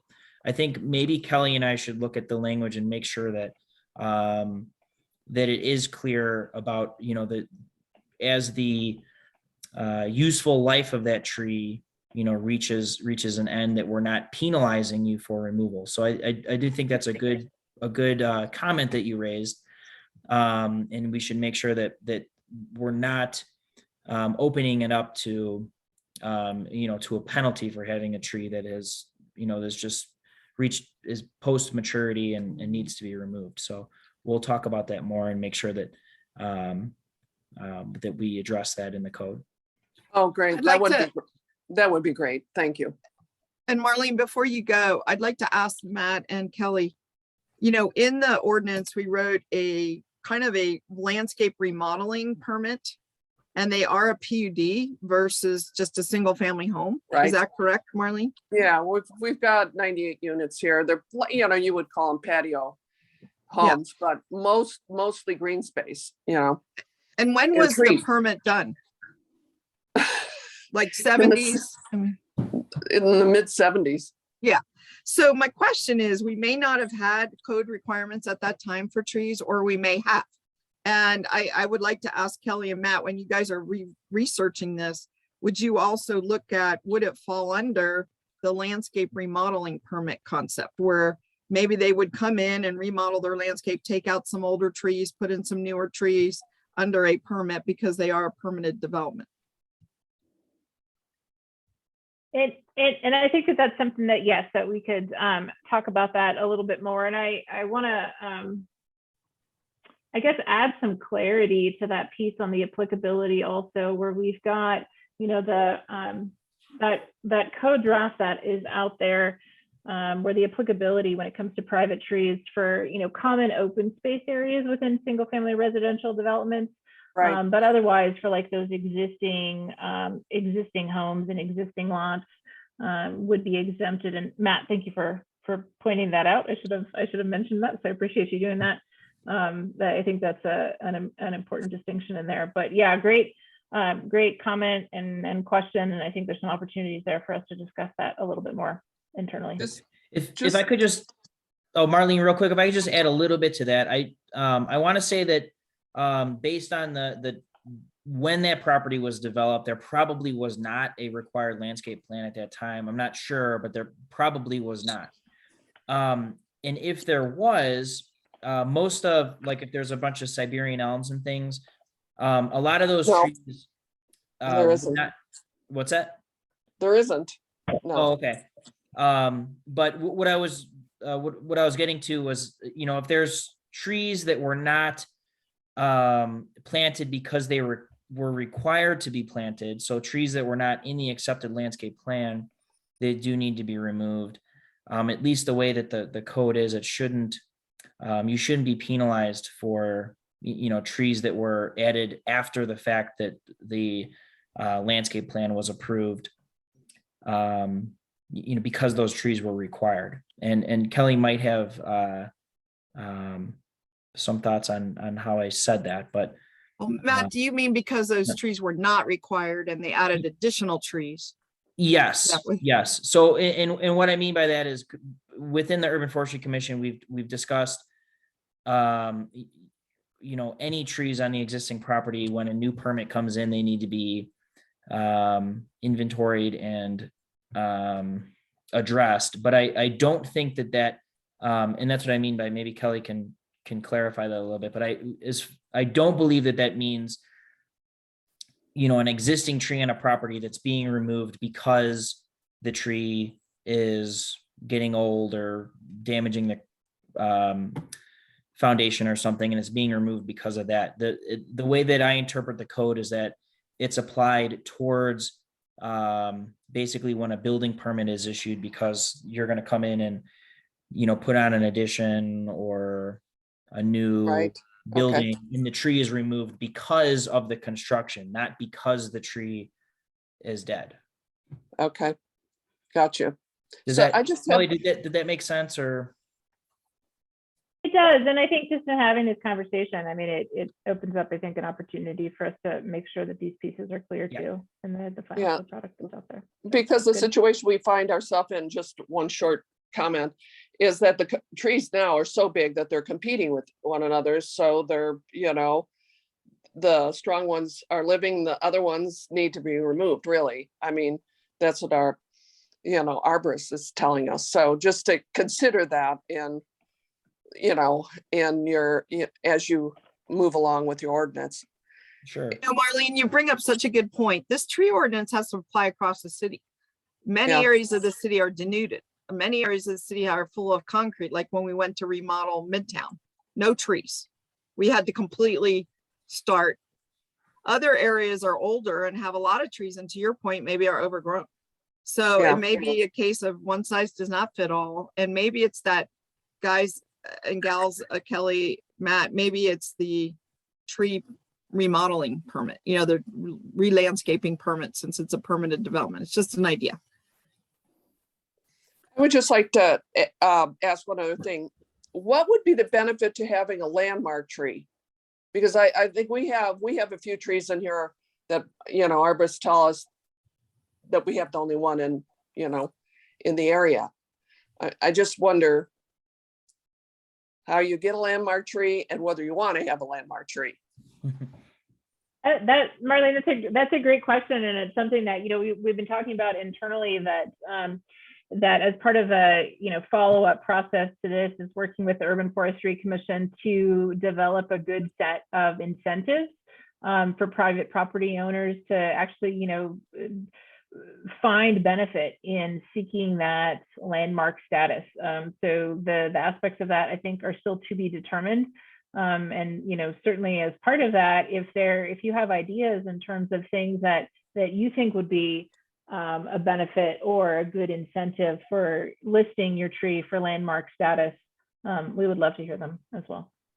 Okay, you can tell I'm interested in this, and I'm also interested. We've kind of taken our trees for granted, and I'm trying to educate our residents here and our homeowners about the value of the trees and the kind of trees we have here. And so it's something I'm really interested in, and we'll keep, focused on it as well. Thank Sure. you so much for your comments and questions. And Thank Marlene, you. I'm gonna add my my email into the chat over here. So if you'd like, or if anyone else wants to get a hold of me, please do. Okay. But Marlene, I'd be happy to maybe meet with you on site and take a look at some of your trees and answer some of your questions. It might help to actually be looking at some of the trees on the property there to help figure out where how it might affect you, and then maybe I can even help you with some recommendations of certain trees that maybe should be removed or should receive different kinds of care. Perfect. Thank you. I'll get a hold of you. Great. Nick, did we have any other hands? I do not see any other hands. All right. And then I have not, I've been seeing there's been some activity in the chat. Have you seen any questions come in through there that we need to address? I'm going to try to copy those down after. No, okay. All right. Did we have any comments or questions from the attendees today or the board members? I have just a follow up on that landmark tree conversation. And this will be, if Marlene's still here, something for you to talk to her, Matt, and others about, which is one of the challenges in the historic buildings where you have a historic building status. A lot of people are proud of their historic buildings. A lot of people are proud of their landmark trees. On the other hand, it does come with duty and responsibility. If you get a designation as a historic home, you know, you have to use period appropriate replacements and those kind of things. Our code is not very strict on historic homes, but many people have been hesitant to get a historic home designation because they're worried, you know, what will that mean for the future? So what it means for the future is people are supposed to protect the house. In the case of the tree, people are supposed to protect the tree. One of the things we didn't talk about is that we've talked about using Relief Reno, if Marlene, if you're still here, to help take care of trees that achieve a certain status with the pruning, perhaps, you know, shaping, whatever is, maybe if it got a disease, if it's a landmark tree, you might need special help in handling that. So there could be some benefits that come along with a landmark tree, and it could be a responsibility as well. So, you know, we just probably need to talk a lot more about it, like you said, Kelly. Yeah, and great points for that. Thank you, Councilmember. All right, and I did just see a question come in on the chat.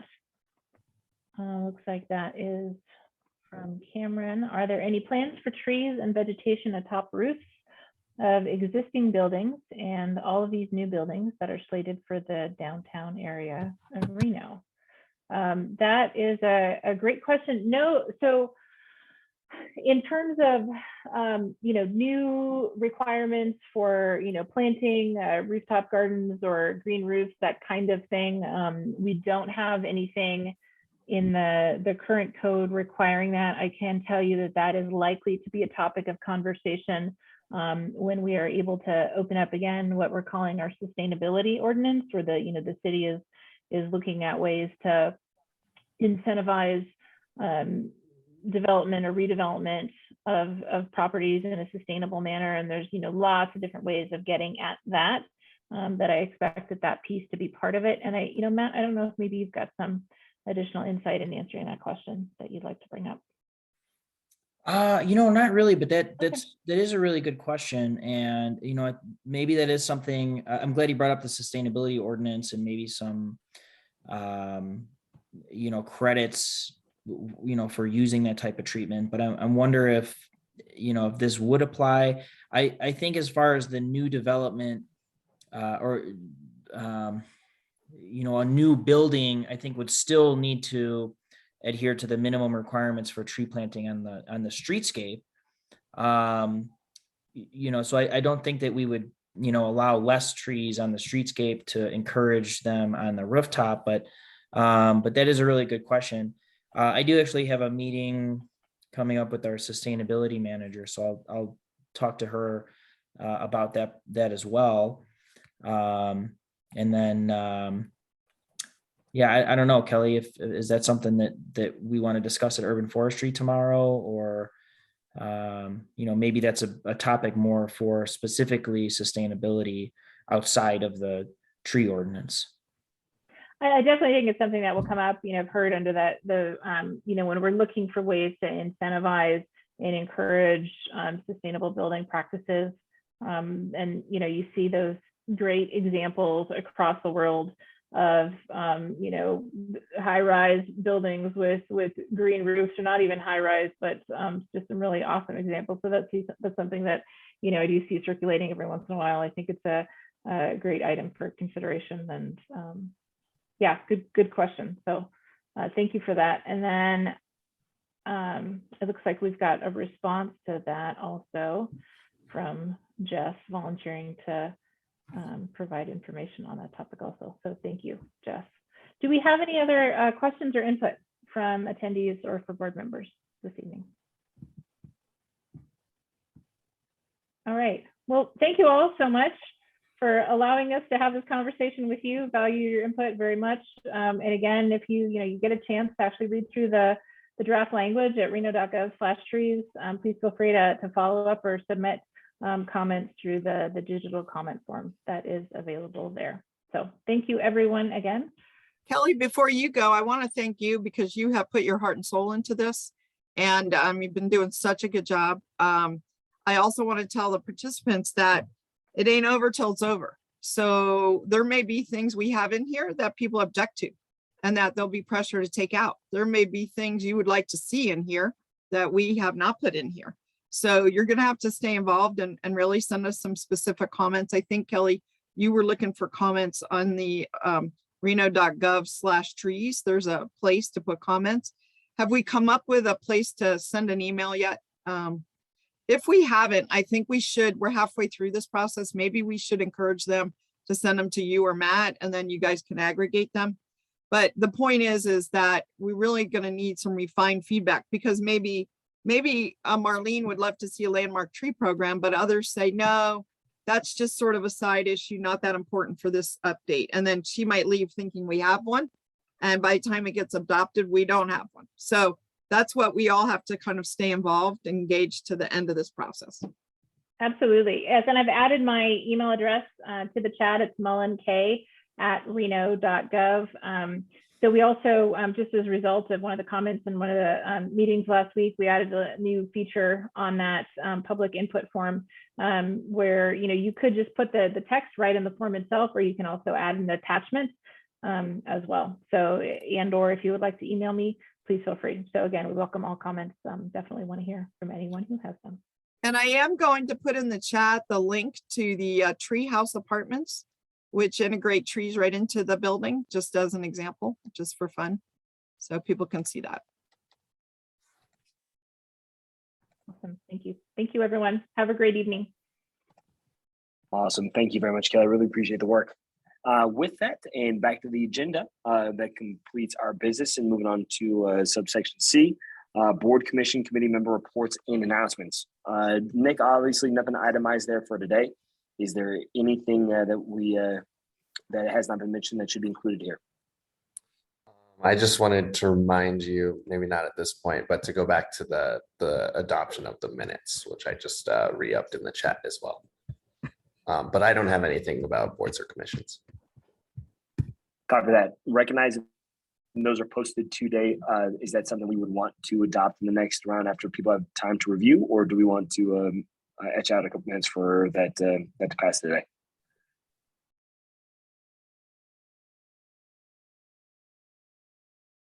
I think that's a question for the board if anyone has feelings there. Fair enough. Team, looking to you out in the blogosphere. Does anybody want to extend this by reviewing those today, or would we like to add this to the next agenda to approve those minutes? I reviewed both earlier, and as soon as they were posted, I reviewed both links for September and October. I didn't see anything that stood out as glaringly inaccurate. So it seemed to me to be in line with my recollection of the meetings. Patrick, thank you, sir. Appreciate your diligence. I reviewed both of them after they got posted to the chat, and I felt they were ready to be approved. Great. Any motions to approve said minutes?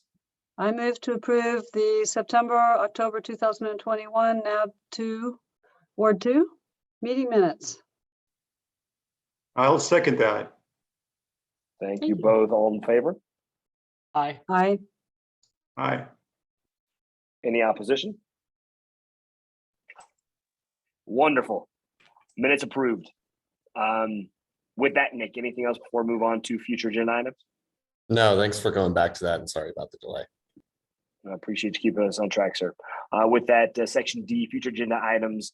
Anything out there that the team wants to see on future lineups? I'll ask you, Steve.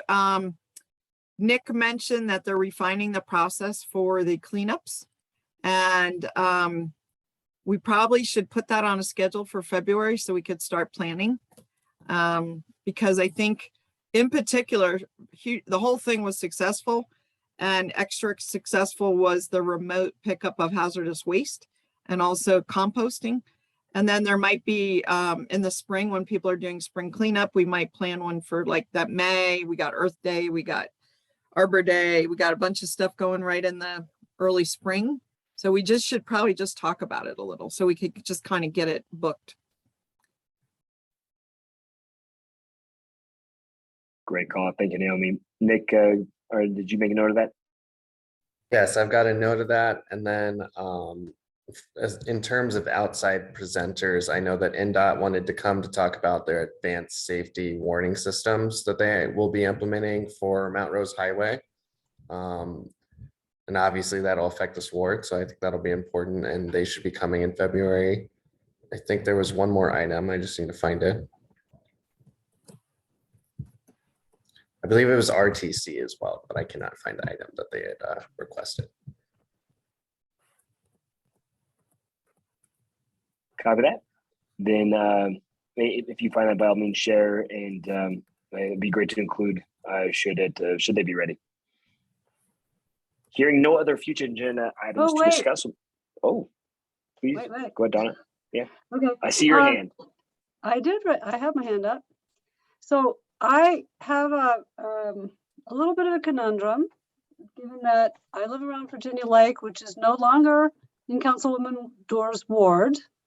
And there's a lot of stuff that goes on around here. So there's stuff that's now going to be in Ward 1. And I don't know about you individuals, but generically speaking, Ward 2 was interested in these things that did not stop at Moana Lane and continue to the south. And I wondered if we could perhaps find a way to, when certain things come up that are right in this Plum Lane to Moana area, which is no longer in Ward 2, if we could maybe find a way to notice Ward 2 or something so that they would go to the Ward 1 meeting where said item will be presented, if you see my meaning. Donna, that's a great point. And maybe there's also some opportunities for collaboration. Let's say we say, we really need to still do a cleanup in the Moana, Virginia Lake area. Maybe we do this jointly with the NAB, Ward 1 NAB, just as an idea. Or maybe you're saying that some stuff that they are doing in Ward 1 will affect Ward 2 and vice versa. And also, I'm saying that a lot of things in this little quadrant that is no longer part of Ward 2 used to be of interest to the bigger part of Ward 2, and now they won't know about it. True. Right? So like what you mentioned about the old warehouse market, Ward 2. Right. Okay. Well, so that's Ward 1 what now. does Ward 1 care about that? They don't. Nobody will show. Doesn't matter. Sierra Senior Care, same thing. Nobody in Ward 1 cares. That's next to the dog park. That one. Or at least it's a new idea for them. I will just say something to think about for the future is that there is supposed to be another redistricting happening as part of the 6th ward.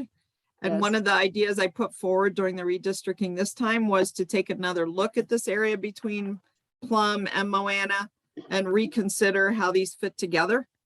And I understand that, but in these next 2 years, there are almost no square inches left there. Right. There will be no square inches left there in 2 years. If you've seen the little slices that are absurd slices that are, we could talk privately sometime about that, but this area, in the interest of urbanization, is kind of slowly being strangled by bad design.